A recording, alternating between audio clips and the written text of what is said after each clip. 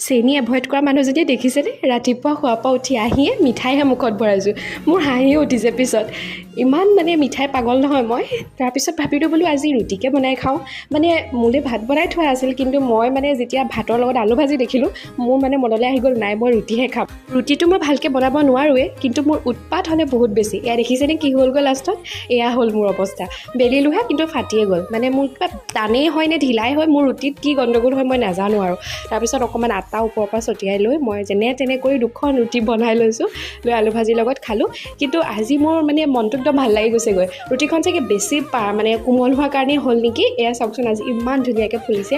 মোৰ একদম মনটো ভাল লাগি গৈছে ফুলা দেখি। মই মানে কি ভাবোঁ জানানে, ঘৰলৈ যদি আলহী আহিছে বা সৰহকৈ আলহী আহিলেও মই ভাবোঁ যে মই ভাতেই খুৱাই দিম মানে সকলোকে, কিন্তু মই ৰুটি বা লুচি মোৰ দ্বাৰা নহয়গৈ মানে। সেইকাৰণে পৰাপক্ষত মই এই বস্তুটোৰ পৰা এভইডেই কৰি থাকোঁ। কিন্তু আজি খাব মন গ'ল, সেইকাৰণে খালোঁ আৰু। তেন্তে আজিলৈ আহিছোঁ দেই, বাই বাই।